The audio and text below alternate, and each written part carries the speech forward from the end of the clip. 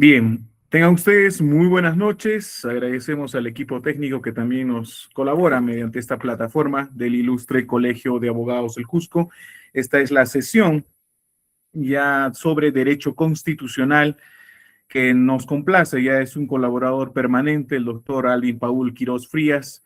Durante ya diversos eventos hemos contado con su participación y es un reconocido profesional. Por tal motivo, se ha determinado, conforme a la dirección académica, el otorgarle lo que es la distinción correspondiente, porque no es la primera conferencia que tenemos. Pero el día de hoy nos va a complacer con el tema la constitucionalización del derecho de familia en este módulo constitucional. El tema también de lo que es el nuevo proceso constitucional, en las vías que se puede tener y los procesos que se pueden instar.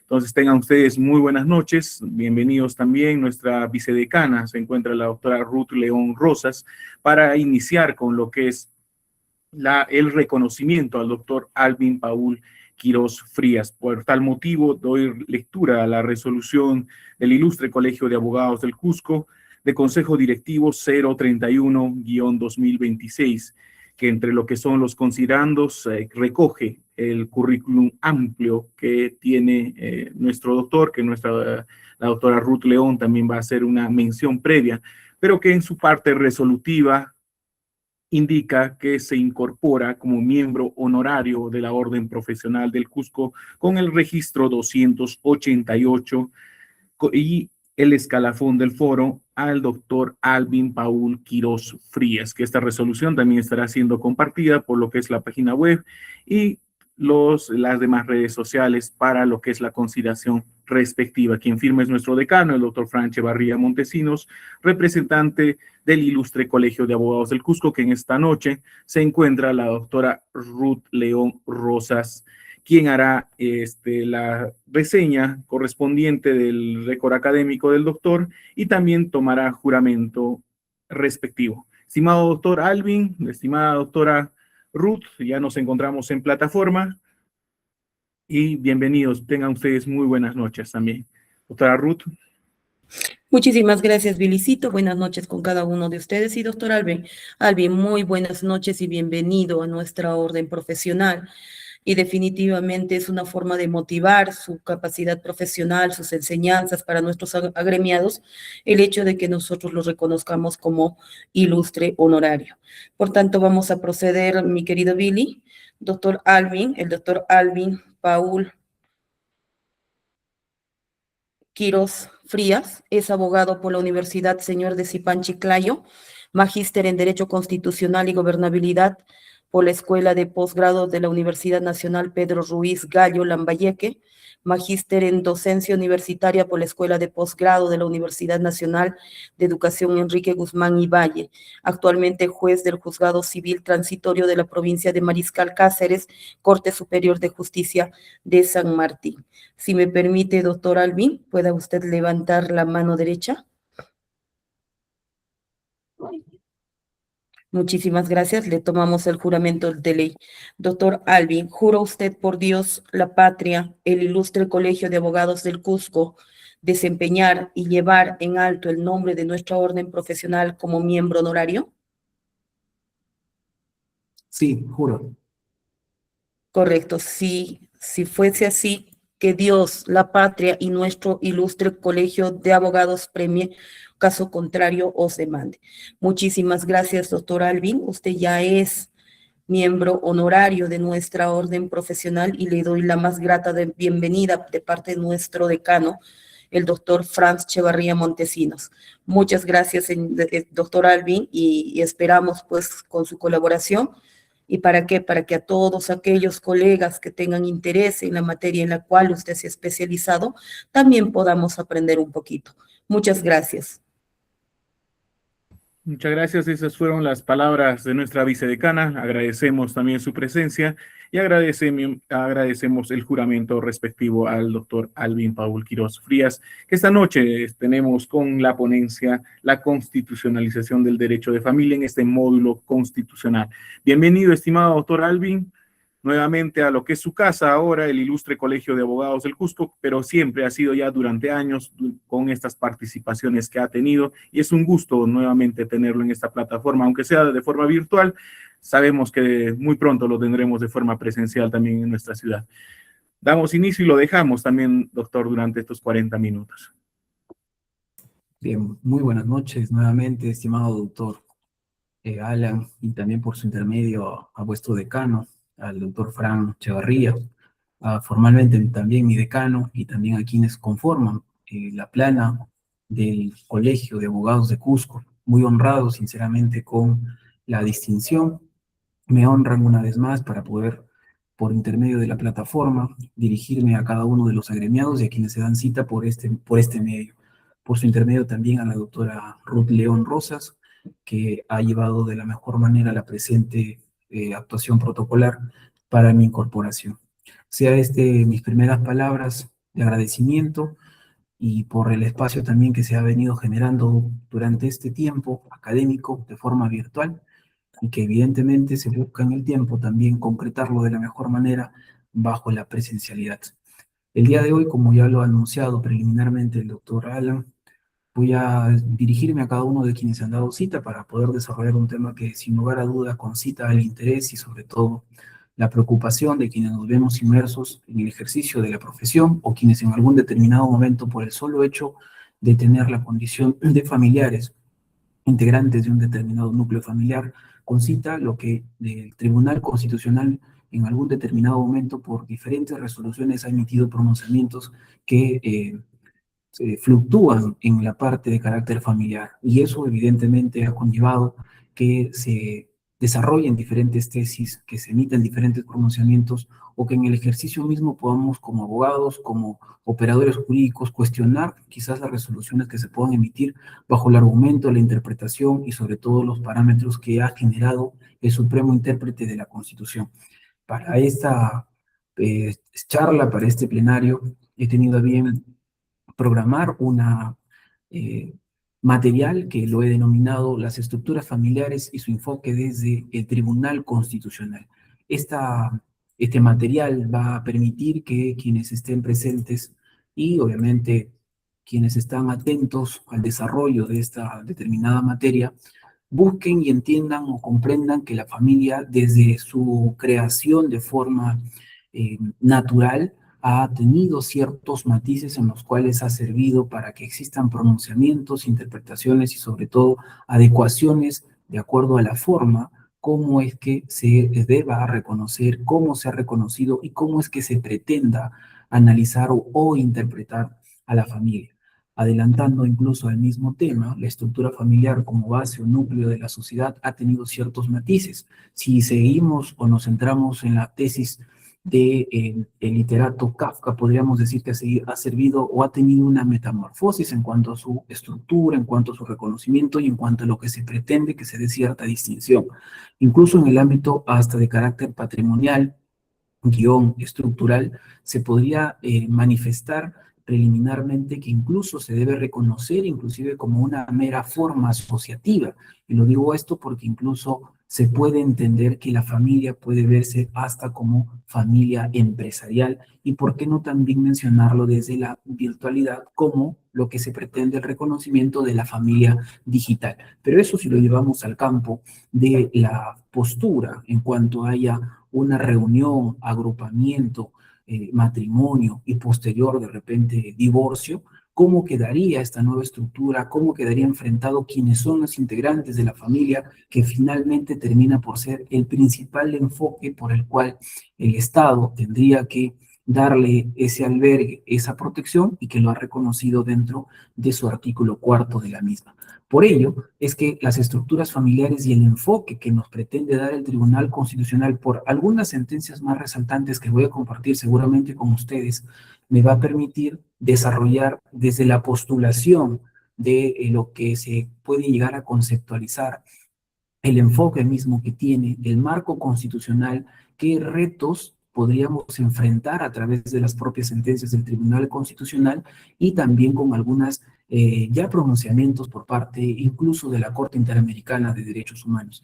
Es así que el enfoque que se pretende de repente dar o se pretende reconocer al derecho de familia desde lo constitucional en el Perú, podríamos establecerlo desde dos perspectivas o dos aspectos que considero estos van a tener que enfrentarse. Es decir, desde el derecho fundamental a la base del Estado constitucional que funda esta en relación a los parámetros, a las garantías, a lo que obviamente nosotros podemos darle ese matiz o tener esa consideración frente a lo que vendrían a ser los paradigmas del Estado legal de derecho. Esto es justamente lo que en buena cuenta nosotros deberíamos enfrentar desde la perspectiva en cuanto a la postulación y el reconocimiento de repente de un determinado grupo o como se quiera ver, ¿no es cierto?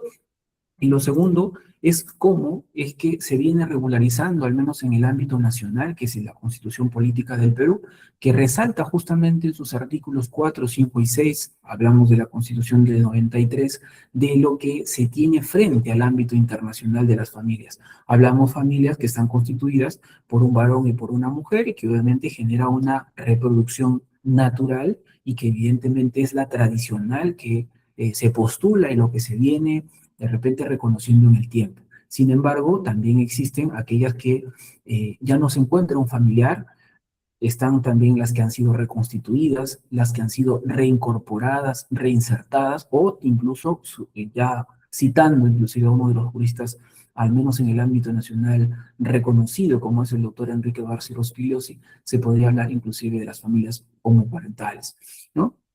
Y así podemos también considerar que ingresa a nuestra Constitución, recordarán más de algunos, aquí abogados, quizás también operadores jurídicos, estudiantes de Derecho, que la prerrogativa en cuanto a los tratados internacionales ingresa a nuestro marco constitucional a partir del artículo 55 para que podamos insertarlo dentro de los tratados internacionales de derechos humanos. Esto nos permite incluso tener que incorporar, en cuanto exista alguna interpretación que pueda ser cerrada, nos permita ampliar el panorama y tener en quienes tenemos que emitir alguna resolución, tanto para el conocimiento de las partes y también lo que va a generar jurisprudencia, lo que va a servir para quienes accedan a una determinada resolución, permita el entendimiento. ¿Cómo es que se analiza, por ejemplo, por citar el caso Fornerón e Hijas versus Argentina? ¿O cómo es que yo entiendo, por ejemplo, el caso Tudela, ¿no? Que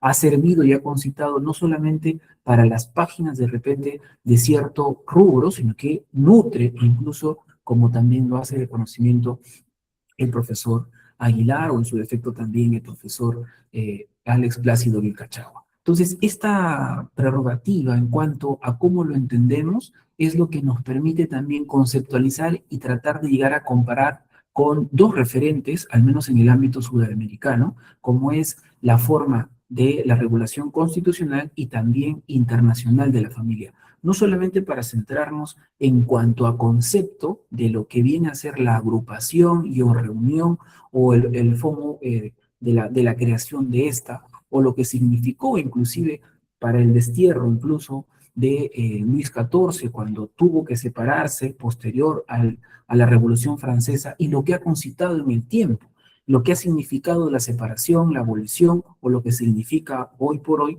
de repente que no existe un vínculo vinculatorio propiamente dicho entre el padre que puede asumir un rol de carácter visitante o de una madre que también podría ausentarse del reconocimiento del deber asistencial. Por eso que el axioma para poderlo entender dentro de la primacía constitucional hoy no es discutido, sino aquí es lo que se habla de la constitución que prevalece sobre el resto del ordenamiento. Y esto lo cito con relación a la doctora Aida Keldemeyer de Caruzzi, que también en su oportunidad ella jueza argentina, una de las promotoras para que pueda salir Argentina del código de Vélez Arfield y cambie al código, entre comillas, actual, porque estamos hablando del 1415, que es una de las principales promotoras para que se empiece a analizar sobre esta nueva ola de interpretación que se venía dando y que incluso para el ámbito nuestro ha suscitado quizás hasta la fecha de que no se pueda de repente todavía entender de que se pueda alquilar un vientre para poder generar una nueva forma de reconocimiento en cuanto a la manera de poder ser madre, si lo queremos ver desde una óptica, y desde la otra, la forma de integración de una tipología de familia.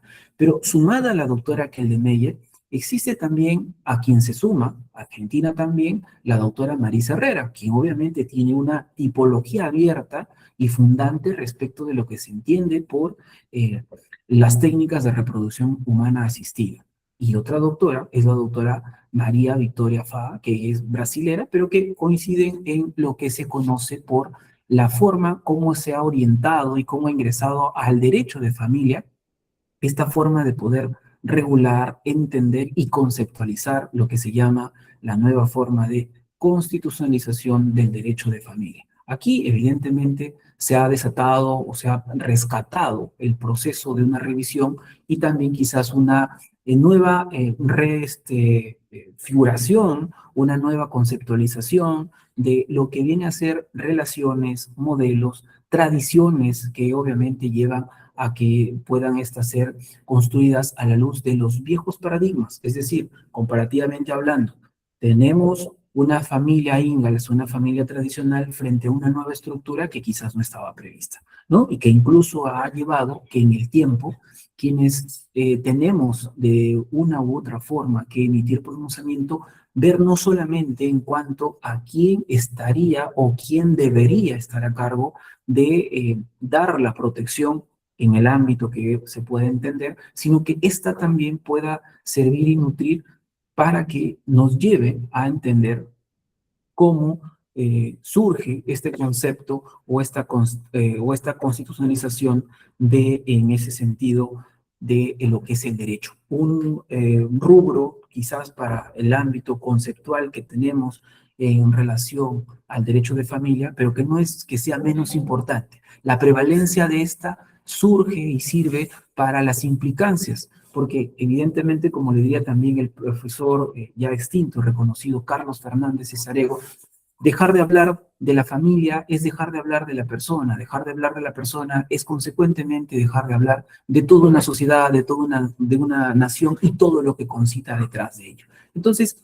esta forma, esta manera como se dilucida, ha permitido que el ex tribuno, y reconocido también para el ámbito nuestro, como es el doctor Miranda Canales, que haya establecido que el derecho civil, evidentemente, es el que concita dentro del libro de familia, que está inmerso en el marco de los contenidos constitucionales y que su actuación se rige bajo el principio de constitucionalidad. No podría, a título personal, lo tengo que referir, no podría yo dejar de hablar del derecho constitucional porque es la base para poder sostener y o garantizar lo que se pretende. Y tampoco, contrapuesto a lo que acabo de mencionar, de nada me serviría que yo señale, alegue, indique, tengo derecho a todo y no tengo un Estado que me lo garantice. Esto es justamente lo que contrapone a lo que se entiende por la Carta Fundamental. Pero eso, ya regresando a lo establecido por el doctor Miranda Canales, que no solamente encuentra de repente algunos aspectos o mandatos que están supeditados, sino también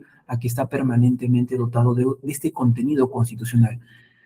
No podríamos nosotros salirnos de la esfera constitucional, dado que estamos en un ámbito en el cual surge la posibilidad de tener, por ejemplo, este contenido y cómo es que se desarrolla a través de la jurisprudencia. Cómo es que ha permitido que el Tribunal Constitucional se vea prácticamente inmerso en esta figura y qué es lo que desarrolla y qué es lo que permite que el derecho civil pueda ir transformándose acorde al dinamismo por el que atraviesa nuestra sociedad. Sociedad que, dicho sea de paso, nos lleva a analizar para el ámbito civil que ya hemos tenido a la fecha 3 códigos civiles, tomando en cuenta el del 52, el del 36 y el del 84, que ha tenido y debería tener ya cierta modificación o cierto cambio, porque evidentemente la regulación no solamente se prima o va a estar basado, va a primar respecto de lo que anteriormente se tuvo para un contexto que evidentemente ha cambiado, se ha modificado.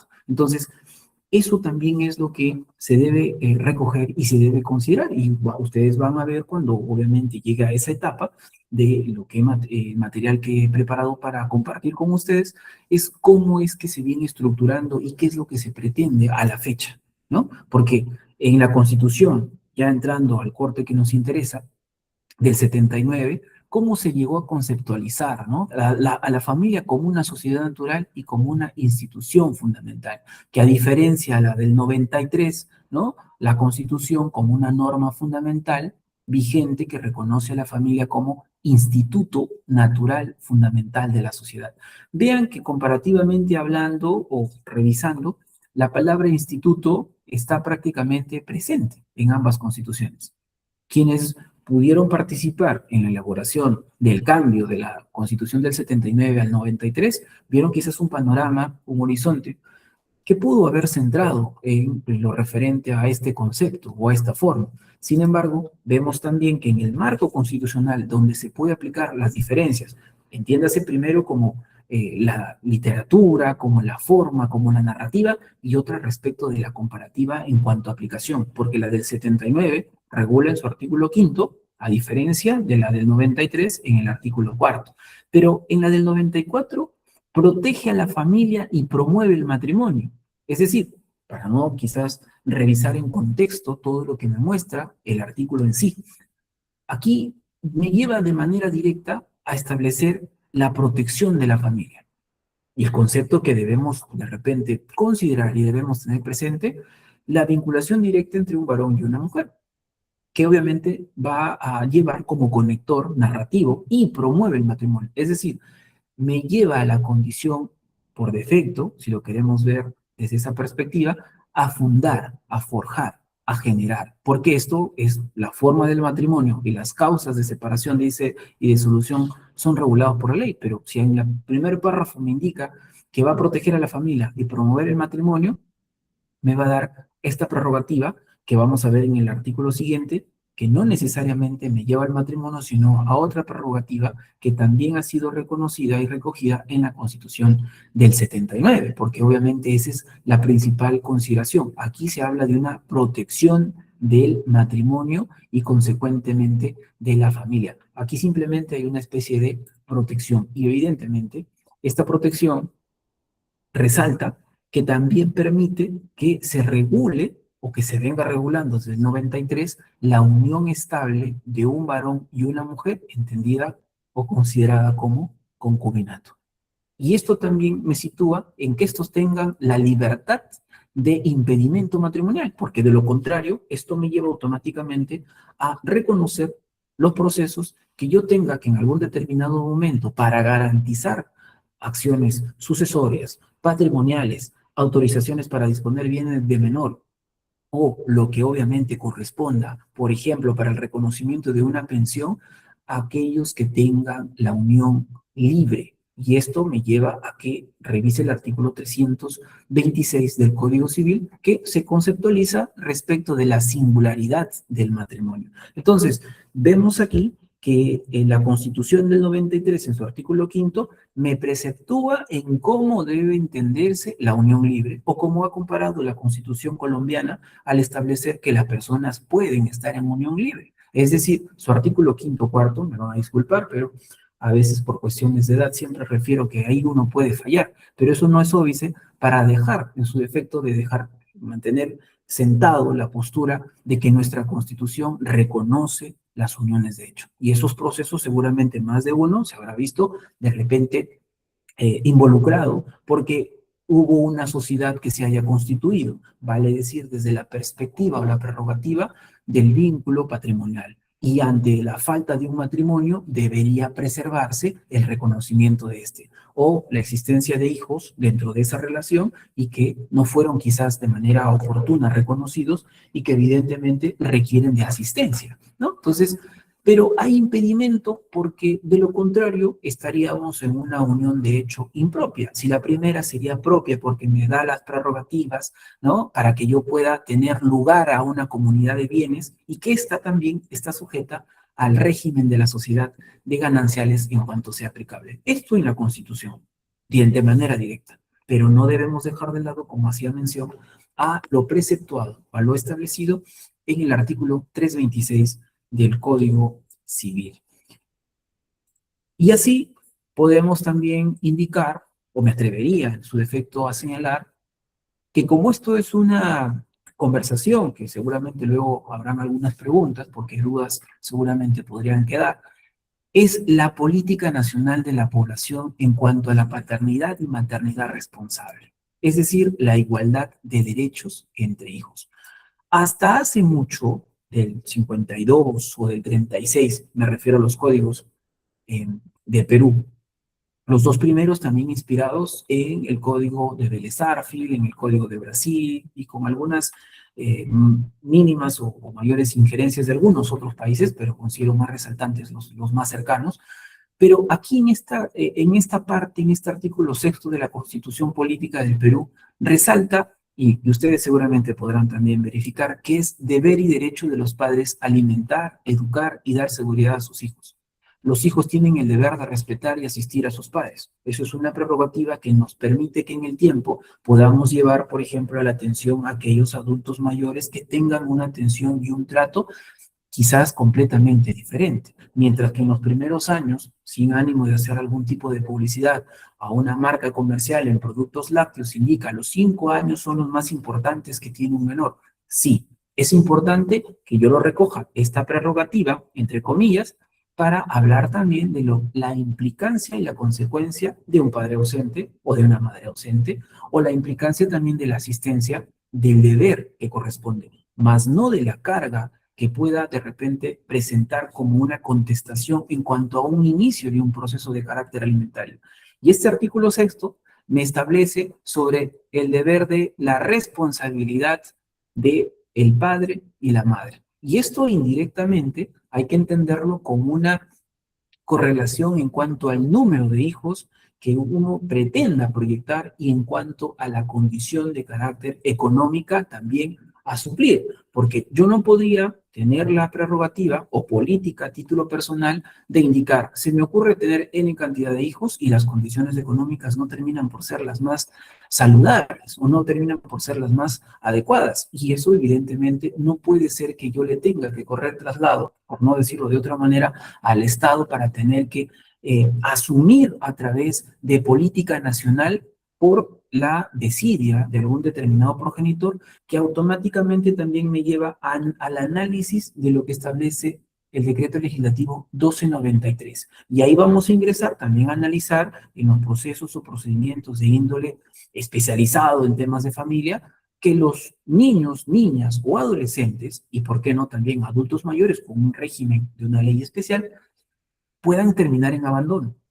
Y estos abandonos muchas veces son prácticamente la secuela y o consecuencia del procedimiento del cual terminan por denunciar y que estos a su vez derivan en presuntos estados de abandono, como les hago mención, entendido ahora como desprotección, que se inicia un procedimiento por falta de asistencia alimentaria, por falta de asistencia de salud, de educación y obviamente lo que corresponde. Entonces, el Estado ahí recién podrá intervenir para activar los mecanismos o protocolos correspondientes para que en caso de que no exista una atención adecuada para estos niños, niñas, adolescentes, puedan terminar en familias acogedoras o familias provisionales o terceros de buena fe que puedan de repente suplir la injustificada participación o presencia del progenitor o de la madre o de ambos, como he tenido la oportunidad de emitir pronunciamientos en procesos de desprotección por fallecimiento de padres o porque sinceramente o sencillamente los padres ingresaron a procesos de alcohol, de drogas, o simplemente no tuvieron de repente la valía de asumir la paternidad y la maternidad responsable, como regreso a este artículo que lo recoge la Constitución Política del Perú en su artículo sexto. No es meritorio que en una contestación, por ejemplo, de demanda, cuando he tenido la oportunidad también de estar como juez de paz letrado, tener que revisar que el demandado no puede asumir lo que está pidiendo de repente la parte demandante en representación de su hijo, porque tiene carga familiar. No existe la carga familiar, es que existe una interpretación completamente distinta. Lo único que podría demostrarse es que estarían posibilidades de atender, en este caso, al menor o a los menores, dependiendo de las condiciones. Por eso se habla y se resalta aquí la política nacional de la población, que tiene como objeto de difundir y promover la paternidad y maternidad responsable. Aquí hablamos de una planificación de lo que podría ser el ámbito relacionado al proyecto incluso de vida y obviamente las acciones que tengan que prevalecer con relación justamente a este artículo que terminaba por mencionar y que evidentemente se centra justamente en el análisis de la política de paternidad y maternidad responsable. Ahora, ¿qué aspectos debemos también secundar o debemos de repente insertar a esta condición o marco constitucional? Los principios constitucionales en los cuales más de una resolución va a tener que estar presente, y entre ellos es la promoción de la familia. La, la protección de la familia, evidentemente, va a estar dentro de lo preceptado en el artículo 4 y que va de la mano con la promoción del matrimonio, en caso se vea de esta manera. De lo contrario, tendríamos que ir consecuentemente al artículo 33 del Código Civil y establecer dentro del el numeral que nos presenta y buscar alternativas en las cuales no se pueda de repente mantener un vínculo de carácter matrimonial, ¿no? Es un salvoconducto, es una alternativa, ahí tendríamos que analizar también con pronunciamientos en los cuales se analice si es que el divorcio es sanción o es remedio, ¿no? Entiendas esto de acuerdo a las conductas de repente deshonrosas, o a la tipología que se puede establecer, ¿no? Que eso se va a tener que analizar. La igualdad también en las relaciones familiares entre mujeres y varones y también respecto de los hijos. El reconocimiento de las uniones de hecho, como lo he podido quizás hasta aquí mencionar, esto es en buena cuenta un resumen también, una protección especial a la niñez, a la adolescencia, a la maternidad y también a las personas adultas mayores, que hoy por hoy, al menos en la jurisdicción que actualmente me encuentro, la incidencia sigue incrementando. Adultos que terminan por ser abandonados, adultos que terminan por no tener ese reconocimiento adecuado o debido, o adultos que por dolencias o falencias terminan en falsos, de repente, lugares de rehabilitación que incluso son para personas que he tenido también a bien visitar, de rehabilitación por consumo de alcohol, de drogas, y hemos encontrado, cuando he tenido la oportunidad de visitar, adultos prácticamente con problemas incluso mentales, ¿no? Entonces, eso es también lo que permite el entendimiento. Hasta aquí, de repente se puede entender que es el derecho incluso de lo que recoge el artículo 6 de la autonomía reproductiva.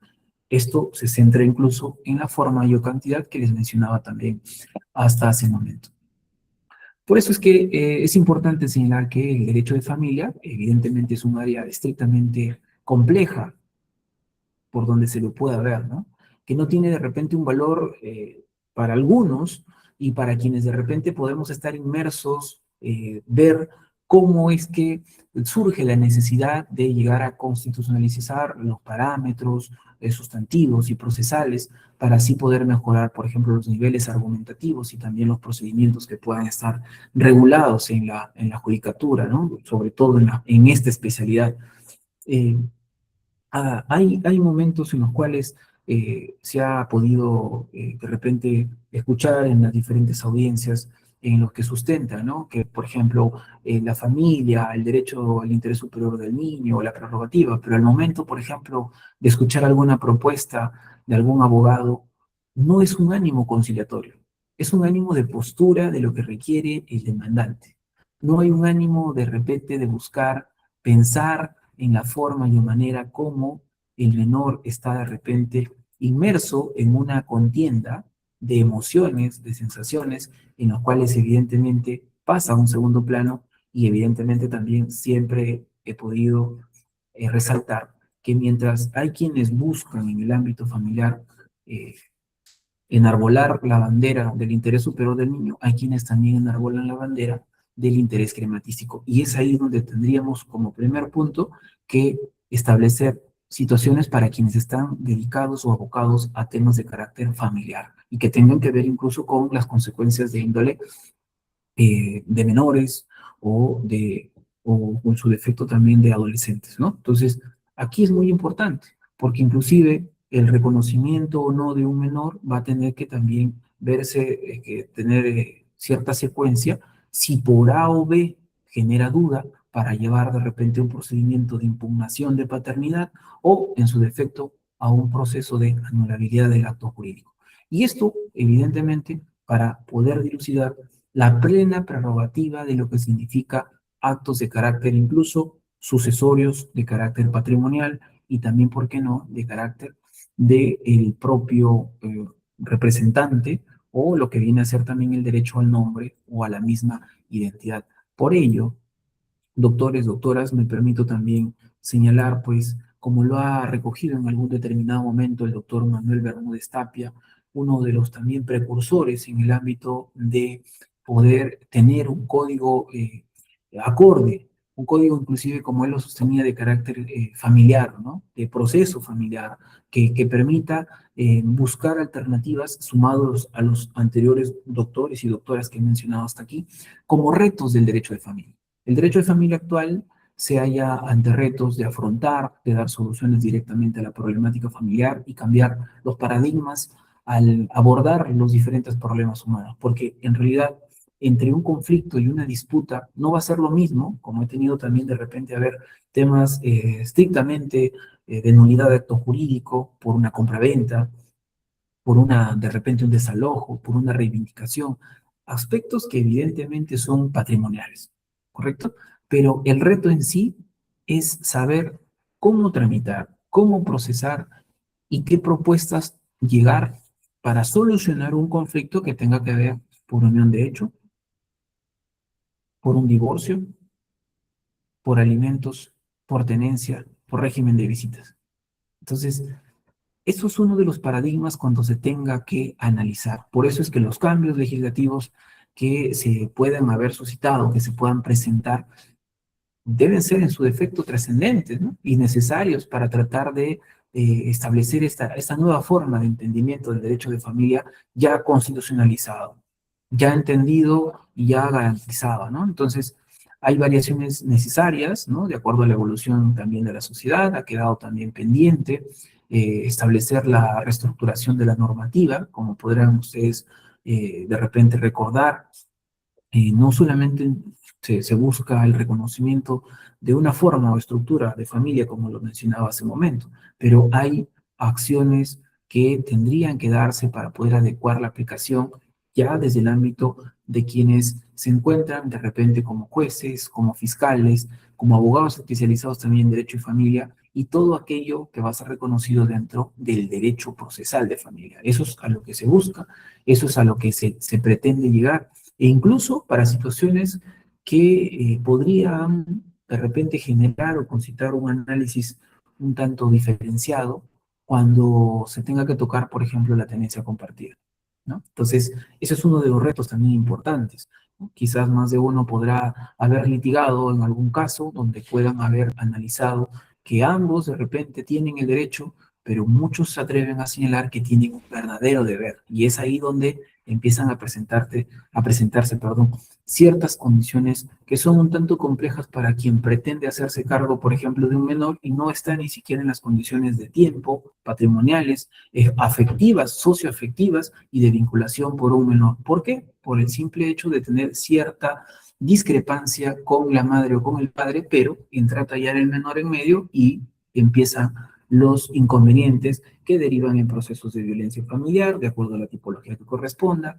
Tú denuncias por sustracción de menor, denuncias de repente por incumplimiento de algún tipo de medida de protección o todo aquello que va a permitir que el menor vea a qué lugar puede ir, que vea el menor cómo se va a encontrar y qué es la posibilidad de una solución oportuna respecto de sus hijos. Hoy por hoy en la localidad, por ejemplo, en la Corte de Lambayeque se viene ya implementando, como en diferentes lugares, lo que implica justamente la mediación o la negociación previa a este tipo de procesos. Incluso con el carácter alimentario se ha venido en el tiempo buscando y mejorando este tipo de procedimientos, ¿no? Siempre he referido que es necesario tener un abogado y no necesitarlo, que necesitar no tenerlo, ¿no? Entonces, para alimentos también se tiene de forma gratuita al Ministerio de Justicia, que pueden, en su efecto, ayudar a acompañar. Los diferentes colegios a nivel nacional también tienen la prerrogativa, al menos la ley orgánica del Poder Judicial ha sido establecido,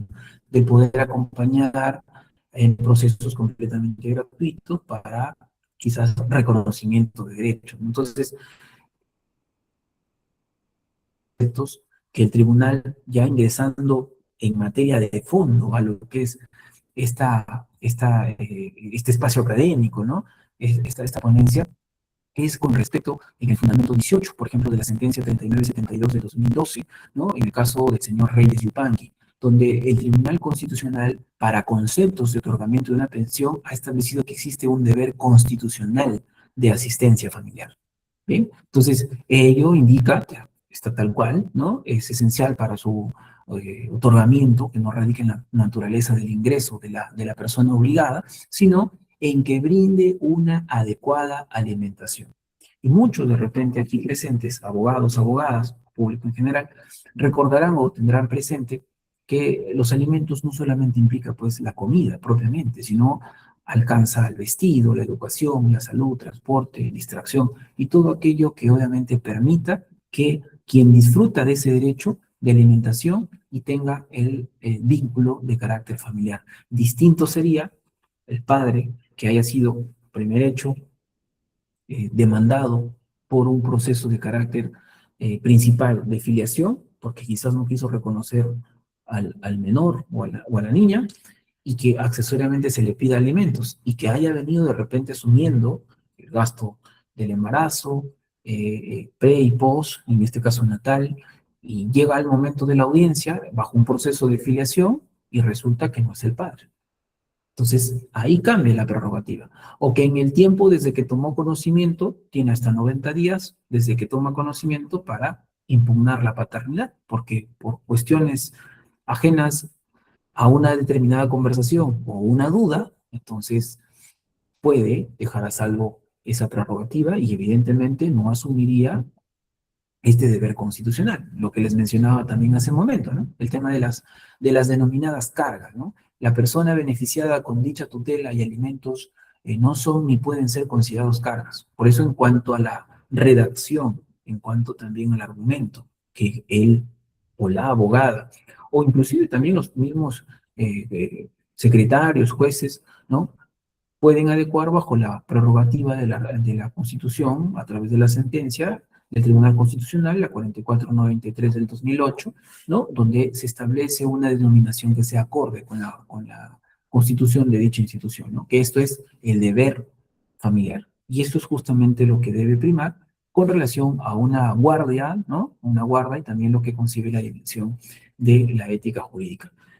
Más allá de esto, el Tribunal Constitucional nos centra y quizás también nos permite tener este conocimiento. Por eso es que el análisis de los contenidos en los temas relacionados justamente a la esfera del derecho de familia constituye pues prácticamente una versatilidad y también una transmutación. Y esto, para poder ya quizás seguir compartiendo las sentencias,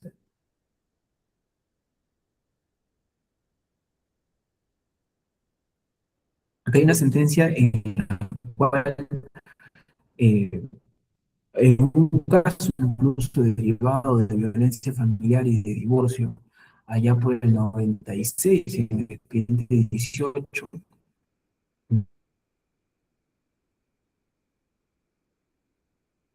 del 96, se dio a conocer inclusive la figura de la sevicia, ¿no?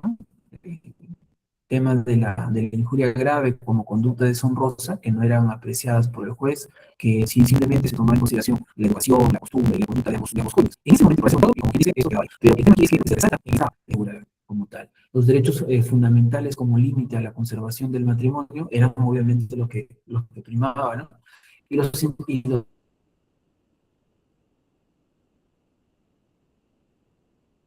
estándares de violencia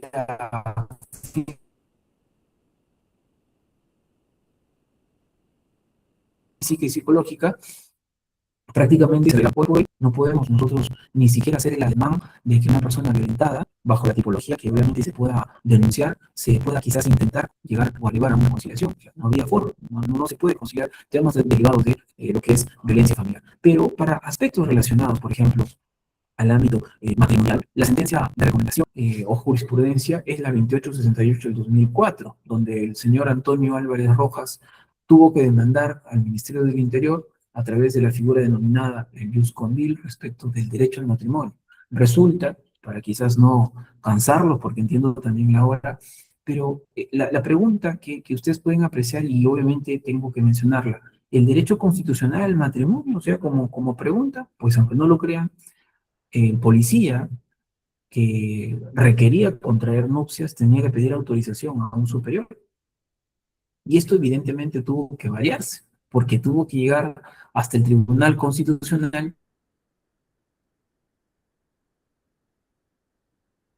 para que el tribunal nos diga el matrimonio como institución tiene protección constitucional. No existe límites razonables para el matrimonio. Es decir, no podría yo recibir o presentar la solicitud, para el momento claro está, de matrimonio y que ésta sea denegada. O que no se podría casar con una persona mientras no tenga la autorización. Un acto de interpartes con aceptación de superiores o quienes podrían verse inmersos en este tipo de situaciones. Entonces, hasta en ese aspecto el Tribunal Constitucional también ha marcado, y al menos como parte de lo establecido para el día de hoy, a conocimiento de ustedes.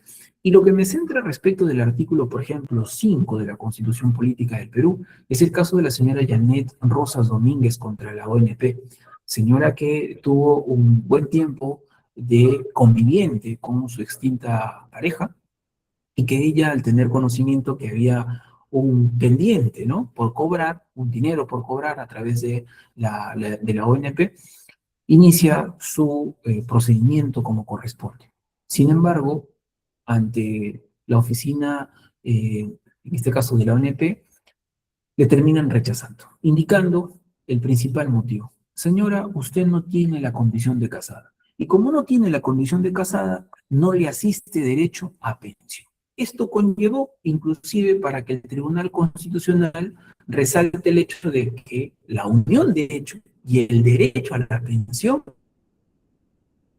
esté o no esté casada, a través del procedimiento de la unión de hecho. Es decir, la inconstitucionalidad del sobreviviente no puede evidentemente quedar de lado, porque existe la tutela de la familia como parte del derecho, o en este caso parte del Estado democrático y social de derecho, y aquí la protección a la igualdad de las estructuras familiares. Ya el Tribunal Constitucional, aproximadamente del 2006, o quizás anterior a la del 2004 que les hago mención, ya ha venido presentando diferentes pronunciamientos para tomar en consideración. Lo que no lo encontramos de manera directa en los artículos que acabo de comentar, o lo que nos lleve prácticamente al libro de familia, lo ha estado desarrollando el Tribunal Constitucional. Por eso es que la lectura del artículo 5 no debe ser literal. En ese sentido, tiene obviamente mayor interpretación, mayor consideración y mayor cuidado con relación a este tipo de procedimientos. La otra sentencia también no es menos importante, pero es el caso del expediente 1317 del 2008, en un caso de Francisco Tudela, ¿no?, y Juan Tudela, con respecto a su padre, ¿no? Presenta un habeas corpus porque la nueva pareja, ¿no?, el señor ya más de 85 años de edad, tiene a bien contraer nuevamente nupcias en el vecino país de Bolivia, ¿no? Y sin embargo, la nueva pareja, ¿no?, termina por restringir las visitas, en este caso a su padre. Entonces, Francisco Tudela inició una acción por el hecho de una privación arbitraria a la libertad. Y aquí, evidentemente, el hecho que se haya establecido una nueva forma de familia, una nueva estructura, es decir, una familia ya quizás compuesta, el tribunal analizó la privación de la libertad de un dependiente por acción de un familiar, es decir, se buscó la tutela del vínculo familiar, el régimen amplio que se le reconoce, en este caso a Francisco Tudela, respecto del contacto o la interacción entre los familiares. No había forma, no había manera de que su hijo pueda vincularse con su padre ya de avanzada edad, y sobre todo por lo que venía generando, ¿no? Una disposición de no realizar una acción que se genere una obstrucción, que es lo que estaba generando la pareja, en buena cuenta, del señor Tudela, ¿no? Ahora, lo más resaltante, y creo que es lo que motiva también al día de hoy, es la sentencia del señor Reinaldo Armando Scholz Pérez contra el Centro Naval del Perú. en la sentencia 9332 del 2006 por la igualdad, en buena cuenta, de los derechos de una hija por afinidad. Aquí también en esta sentencia el Tribunal Constitucional marca un precedente académico, ¿no? Porque nos permite entender de que el concepto de padrastro y madrastra no debe ser utilizado porque no solamente por la forma como podrían decirlo, la implicancia que podría tener, y aquí cito en este caso al doctor Alex Plácido Vilcachagua, porque también ha establecido que es la nueva forma de poder señalar a los padres, al padre afín o el hijo afín, para obviamente desterrar el concepto que se entiende por padrastro o madrastra. Entonces, aquí se busca la igualdad entre hijos e hijas, en este caso biológicos, y los que son afines, para tener esa distinción. Si no, de lo contrario, estaríamos regresando a siglos muy anteriores. Incluso me atrevería quizás a señalar lo que se recogió en la Constitución del 52 y parte del 36, al Código nuestro me refiero, Código Civil nuestro, donde había cierta distinción entre los hijos matrimoniales y los hijos extramatrimoniales, que incluso en algún momento se los llegó a llamar hasta hijos bastardos o hijos espurios, ¿no? Entonces, esa distinción, evidentemente, se recoge en esta sentencia del Tribunal Constitucional. Y esta sentencia resalta que existen familias reconstituidas y el derecho y deber de proteger la familia, de identidad familiar, derecho a fundar una nueva organización familiar, y todo en mérito a que en el Centro Naval del Perú no le permitieron el ingreso a su hija afín, que evidentemente era de su nueva pareja, y como no estaba registrada, simplemente le restringieron. Eso conllevó justamente esta acción y que para nosotros el día de hoy permite que se pueda exponer y tomar como referencia la igualdad, en este caso de los hijos. Incluso hasta para fines de carácter sucesorio, ¿no? Eso también seguramente marca ahí en ese aspecto. Pero el Tribunal Constitucional, vean, ya ustedes estamos saliendo del 2006, pasamos en un salto muy amplio en 2015 en la sentencia 2744, y aquí hay una sentencia de Jesús de Mezquitas y otros contra migraciones. Aquí lo que se buscó por parte del Tribunal Constitucional, y lo que resalto, es la unidad familiar. ¿Por qué? Porque hubo una protección de la familia que conlleva, en este caso, entre otras obligaciones, a favorecer de manera más amplia el desarrollo y la fortaleza de la unidad familiar y sus integrantes. En buena cuenta, aquí lo que pasó es que por cuestiones migratorias terminan por separar, en este caso, a la familia. Entonces, eso es justamente lo que analiza el Tribunal Constitucional y también indica que la familia, en este caso, tiene que estar en el lugar más idóneo para proporcionar a sus integrantes, no dice a uno, a dos, sino a sus integrantes, en especial a quienes se trata de niños, niñas,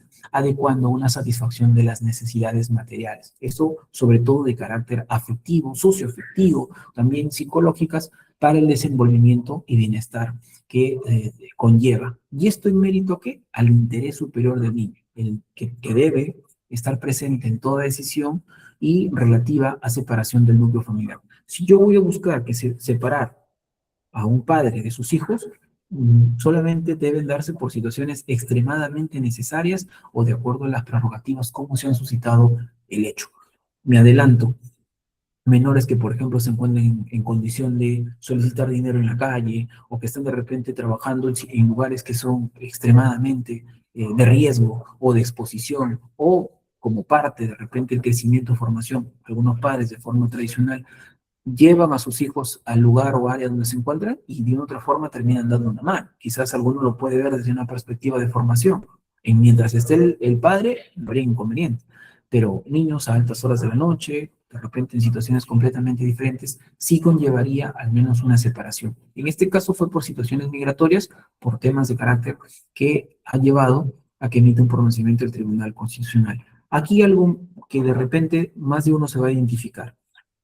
En cuanto también a la unidad familiar, Domingo Peralta contra la PAFA, aquí se dio una forma excepcional que un familiar, en este caso una familia de estructura distinta, donde entran a tallar las abuelas, los abuelos, los tíos, para poder hacerse presente ante reuniones de la PAFA y que obviamente no exista pues solamente el marcado hecho de que si no está el padre, no está la madre, nadie más puede participar. Vean que ustedes, desde una perspectiva constitucional, las familias, al ser un instituto natural, están inevitablemente a merced de los nuevos contextos sociales. Y esto ya lo ha venido señalando el Tribunal Constitucional y se ha venido estableciendo respecto de lo que se entiende por la autonomía de la voluntad.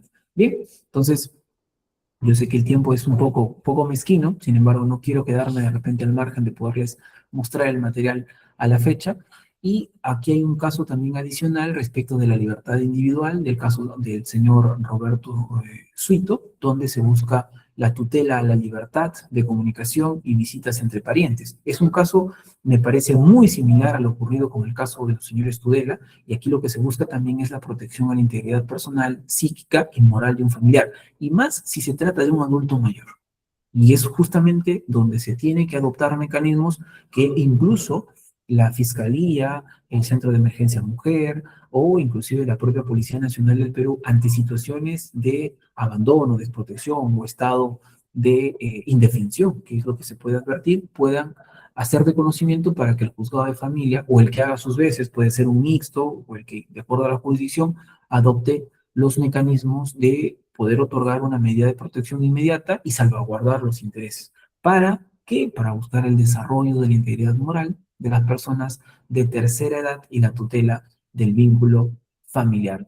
Ahora, algunas sentencias que les mencioné también hace un momento con respecto al tema de la tenencia, no es el tema principal el día de hoy, pero obviamente se involucran en cuanto a la importancia, por ejemplo, de la pericia psicológica de los progenitores para determinar una tenencia, porque la consecuencia es cómo va a quedar esa nueva forma o estructura familiar. Caso de Ucayali, no se puede ejercer, por ejemplo, la tenencia compartida si existe alienación parental. Aquí sí tengo que resaltar esta sentencia, porque inclusive es una casación de Cusco, en la cual se analizó, inclusive he tenido la oportunidad de escribir un artículo sobre la alienación parental, pero debo también hacer una aclaración, si cabe el término, porque para el 2017 la Organización Mundial de la Salud no la conceptualiza como tal. Es decir, psicólogo o psicóloga que conozca respecto del tema, evidentemente va a tener que enfatizar qué es lo que se entiende por la alienación parental. Pero quienes en su oportunidad revisamos, nos involucramos en pronunciamientos relacionados al tema, hemos podido, o al menos a título personal, he podido llegar a la conclusión de que la prerrogativa es otra y que inclusive de repente la anomalía en cuanto a vinculación de padres con hijos puede inclusive resaltar, inclusive por ejemplo hasta en una padrectomía, o el tiempo de ausencia que pueda tener el menor es lo que va a generar que cuando sea evaluado, pues evidentemente el perito o el psicólogo a cargo del equipo multidisciplinario o el que de repente tenga bien presentar de parte, hará de conocimiento cuál es la radiografía emocional que puede presentar el menor o también el padre para ese momento y qué situaciones podría quizás encontrar. No alcanzaría el hecho de recomendar más allá de la atención o el tratamiento, sino es el hecho de cómo se va a alcanzar para que se lleve a cabo una adecuada y estructura respecto del tema, ¿no? Entonces, aquí hay una también respecto de cuándo se considera a un menor como maduro. También aquí se ha establecido no solamente por quizás cuestiones de edad, sino también hay análisis que hay que considerar al respecto, y eso evidentemente el juez que tenga a cargo un proceso relacionado a menores, niños o adolescentes va a tener que aplicar los principios de inmediación, de economía, celeridad procesal para tener una intervención de manera directa, ¿no? Entonces, se ha dado, por ejemplo, hasta aquí algunos pronunciamientos que han sido materia de difusión por parte del Poder Judicial de otros juzgados en otras sedes, donde incluso se está optando por emitir un resumen o unos pronunciamientos que sean acorde para el menor, que es muy válido, es muy loable, es muy importante. Sin embargo, también se debería llegar a los progenitores, porque más allá del proceso que se pueda de repente generar, es la consecuencia del cumplimiento de los que se tienen involucrados en el tema. Es decir, para la estadística, para los números, para el expediente, quizás se habrá concluido con el trámite que corresponde. Un abogado habrá cumplido con el objetivo de repente para el cual fue contratado. Sin embargo, la ejecución de la sentencia es donde deberíamos todos, debe tener mayor énfasis. Por eso es que también se hace aquí mención, por ejemplo, que existe el proceso de habeas corpus que interpuso una abuela que obtiene la tenencia de su nieta, que se encontraba ya internada en un albergue. Esto evidentemente ha generado en su momento, bueno, en su momento generó cierto análisis porque cómo se utilizaba el tema de las garantías constitucionales reconocidas en el artículo 200 de la Constitución Política del Perú. Y vean ustedes que el tribunal ha dado prácticamente esta directriz para tener este reconocimiento, toda vez que, si bien es cierto, como les mencioné también, los padres no han estado en condiciones de hacerse cargo de un adolescente, una abuela tenía o debería haber sido la llamada para que obviamente se pueda involucrar, y es como en el ámbito de carácter penal, ¿no? Mientras se busca de repente privar de la libertad a una persona por haber cometido cierto delito, en el ámbito familiar, que puede involucrar también a presuntos infractores, o en el caso de temas relacionados a desprotección, antes de remitir, por ejemplo, a un albergue o a un lugar o a un centro de acogimiento residencial, es importante buscar como primera fuente a un familiar, ya sea directo o sea indirecto, que pueda, en su defecto, hacerse cargo y obviamente cumplir con lo que corresponda de forma supletoria por parte de la ausencia de los progenitores. Además, en el expediente también con habeas corpus, que pueden ustedes tener a la vista, para solicitar también la restitución de la tenencia de un menor, se puede buscar como una opción, como una alternativa, ¿no? Y obviamente el tribunal también ha sido muy enfático en ese sentido. Aquí yo puedo resumir este proceso de familia, ¿no? Donde el proceso como tal va a recoger en un lado a lo que son alimentos, tenencia, régimen de visita, estaba olvidando la adopción, que lo puedo mostrar en este momento, también la violencia familiar y lo que viene a ser la infracción a la ley penal. Y al frente, como una prerrogativa no menos importante, es la desprotección de los menores, de los infantes, de los adolescentes. Y también podría agregarle de los adultos mayores, que evidentemente se puede entender más que desprotección el estado de abandono, y que incluso la ley 3364 en su numeral 8 ya ha recogido la prerrogativa de atención. Ya para ir finalizando, y esto ya prácticamente es lo último, es el hecho del ámbito comparativo. Y esto tiene que ser respecto del proceso de familia frente a las sentencias que considero resaltantes a hoy. Si tuvieran a bien de repente analizar o compartir el material que no esté de repente mostrado en este momento, sería también muy importante, pero al menos de mi parte les muestro lo siguiente. En este caso, comparto lo que se entiende como sentencia, una de las primeras en relación a un caso de menores, y donde involucran en este caso a familiares del vecino país de Chile, que tiene que ver con el caso de Atala Rufo. En este caso se resaltó para algunos la orientación sexual, porque fue en este caso una ex juez que tuvo prácticamente posterior una ruptura familiar, una ruptura de carácter matrimonial, vincularse con una persona del mismo sexo, y eso es lo que fue lo cuestionable en buena cuenta por parte de su pareja, ¿no? Para limitarle que se pueda acercar a sus hijas y que obviamente no pueda disfrutar de ese régimen. Pues bien, agotada prácticamente las instancias en el ámbito chileno, tuvo que ir hasta la Corte Interamericana, donde termina por reconocer y en buena cuenta indica, ¿no?, que la orientación sexual no es óbice para que se pueda separar o desvincular a sus hijas bajo la creencia de una de las partes, ¿no? Eso es lo que en buena cuenta resumo y resalto en esta primera sentencia. En la segunda, que en este caso tiene que ver bastante con el caso Fornerón e hijas versus Argentina, aquí es justamente donde se dio la unión familiar entre el padre y en este caso su hija. El Estado debe aquí adoptar todas las medidas judiciales y legales, administrativas, en resumen, todo lo que pueda ejecutar respecto de un proceso de desvinculación que obviamente se pudo haber llevado a cabo, si es que cabe la posibilidad para que ésta pueda separarse, ¿no? Pueda ser separada, pero el Estado también debe garantizar por el bienestar, en este caso de esta niña, y el adecuado desarrollo del vínculo familiar, que obviamente la familia deba, en su defecto, participar en un determinado proceso. Aquí una menor fue separada del vínculo biológico para ser entregada, en este caso, a una familia de italianos, ¿no? Dos italianos que ya se hacían de esta menor, pero la Corte Interamericana resalta tres aspectos muy importantes que no se deben dejar de lado. El derecho del acceso a la justicia, no hay forma de que se le pueda haber negado por el tema del plazo razonable.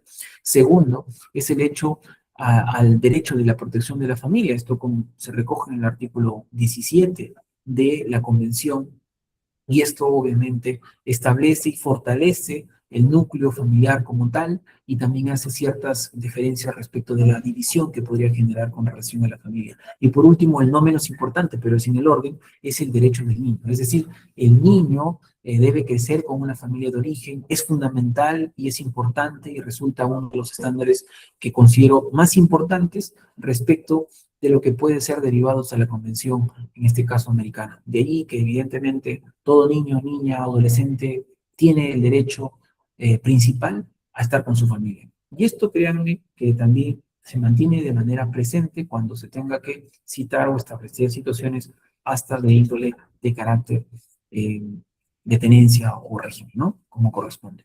Ahora, el otro caso también relacionado es Barrios versus Venezuela, sobre el acoso y derecho de la protección de la familia, el caso de Artavia Murillo versus Costa Rica, respecto también del derecho de forma de familia de la fecundación in vitro. O sea, la misma Costa Rica tuvo un pronunciamiento que obviamente ha servido incluso para temas de tesis o de análisis o de pronunciamientos respecto de lo que viene a ser la forma o toma de la familia a través de lo que se pueda considerar. Y en este caso en Costa Rica, pues no se estaba atendiendo como debía, entonces se iniciaron las acciones y terminaron evidentemente por reconocer el procedimiento de carácter, incluso hasta, tengo entendido, gratuito.